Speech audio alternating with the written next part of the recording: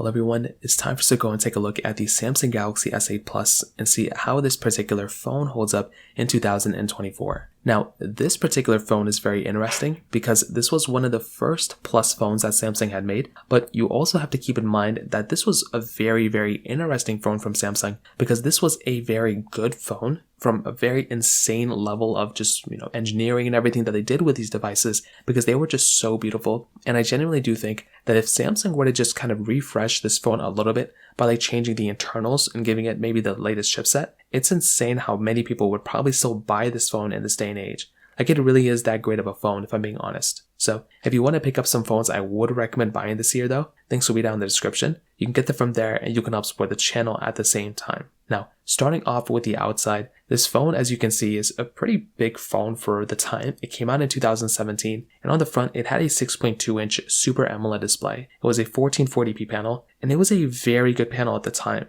I still think for the most part, Samsung knocked it out of the park with these types of displays. And if you were planning on buying a phone back in 2017, much like I was, when I was looking at this phone back then, I was genuinely wondering how Samsung could be giving us a better experience than this device. Like, how can they be giving us like a better phone than this one? And that was just something that kind of stood out to me at that moment. So with something like the, Samsung Galaxy S8 Plus, this is a device that is still very, very interesting for the most part. And although this wouldn't be, like I said, the first one I'd recommend people to buy, it's still a very interesting phone just because of this display. It's, a 60 hertz panel, so it's not the best display of all time. But at that time in 2017 and going into 2018, it was genuinely a very, very curious thing for that moment. So that right there is basically one thing to keep in mind. A little bit of bezel on the top and bottom of this phone, but it still looks fairly good. And I think that's a pretty big thing to kind of keep in mind. Like, it's still like a very good looking phone for the most part. Now on the bottom, you're getting a USB Type-C port, which is genuinely very cool. And you're getting that lightning port, or not that lightning port, the headphone jack. This was one of the first times that Samsung did actually go through and throw in a USB Type-C port on their phone. So that was something that was very exciting to see as well, because we were basically getting a phone at this moment that was giving us USB-C, but Samsung threw in something very cool inside of this USB-C port. They did actually throw in the Samsung DeX. So that was something that was very awesome. They went through,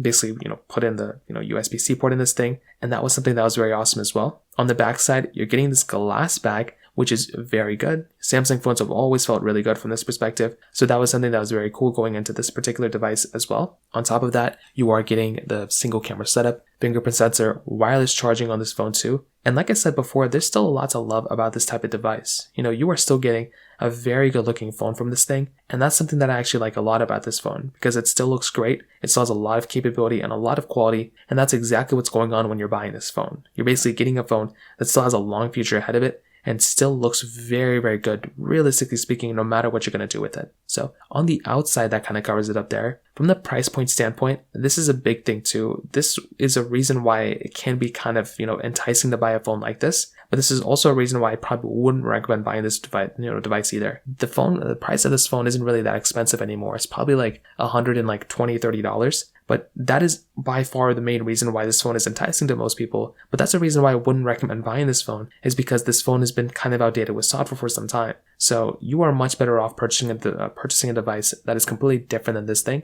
So from a price tag standpoint, it's gone down in value quite a bit, but that is not a reason why I'd go ahead and recommend buying this device for the most part. So kind of keep that in mind here too. Now moving on to the camera side of things, this device has a 12 megapixel wide angle camera and kind of like a dual camera setup on the front. Like, it has an 8 megapixel wide, then a 2 megapixel like iris scanner. And the thing with this type of camera is that you are essentially getting, once again, a good camera when it first came out. Like having 4K at 30 on the back in a 2017 phone was actually pretty decent, and 1080p on the front was also fairly good. But this is what's going on here.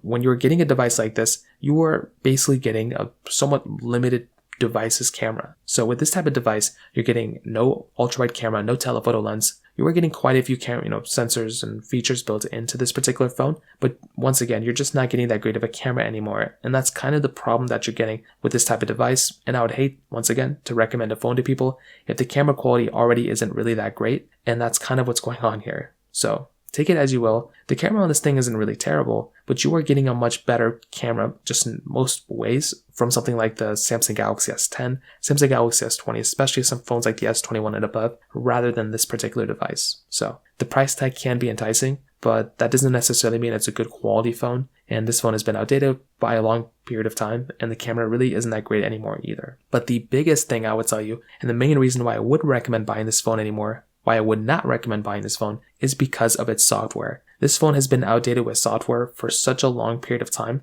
that it makes basically negative sense to go ahead and buy this phone. It has been outdated. It has been, you're just so much better off purchasing a phone that is still supported with software. So phones like the iPhone, 10R, 10s, 10s Max or above, the Samsung Galaxy S21 or above, the Google Pixel 5 or 6 or above, like those phones are still giving you software support and are much better deals and much better options than this type of device. The Samsung Galaxy S8 Plus has been outdated since Android 9.0. We are on Android 14 right now. That was 5 versions of Android ago. So that doesn't make, it makes no sense to buy this phone at all. And that's why you're much better off purchasing a device that is still supported with software rather than this thing. So keep that in mind, and that is by far, I could end the video right there and just tell you that this phone is completely not worth it from that perspective. But if you want to kind of hear some more things with the performance side, this device is giving you that Qualcomm Snapdragon 835 chipset with, 4 gigabytes of RAM on the base model, but does go up to 6 gigs of RAM. And I would tell you kind of the cool thing going on for this particular phone is that the performance really isn't even that bad. And that's another reason why some people may still be considering this phone.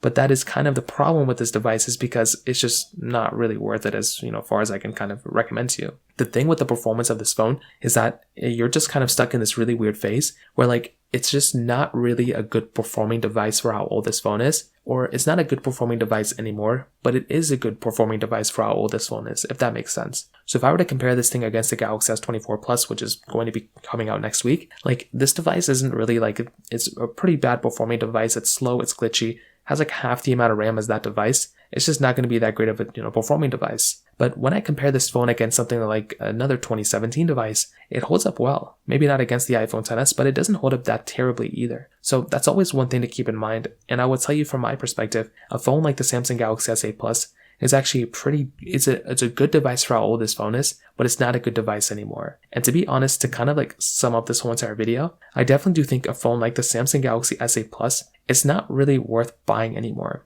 That's just kind of what happens when you're getting a device like this. It just genuinely isn't worth buying. It has its own problems, it has a lot of issues, and it's just a super outdated phone. But like I said, there are plenty of other phones out there that you can basically go ahead and buy that are much, much, much better than this thing. So phones like the iPhone 10R, 10s, or 10s Max, those devices are going to be giving you a much better experience than this thing. Other phones like the Samsung Galaxy S8, Samsung Galaxy S21 or above, those ones are going to be giving you a better experience as well. I'm trying to think of other devices. Really, any Google Pixel above the Pixel 5 is going to be better as well. But with this one, take it as you will. But that's a big reason why I probably wouldn't recommend buying this phone anymore, is because of that particular, because the versions of software is just so outdated and the hardware is outdated as well. So keep that in mind, but that's kind of how sum up this particular device and how it holds up in 2024. So that pretty much covers it up there. If you have any other thoughts or questions, please let me know in the comment section below. Hit the like button, that would mean so much, but definitely hit that subscribe button. More importantly than everything else, I love every single one of you guys. Hopefully I'll catch you guys in the next video. Peace out till then.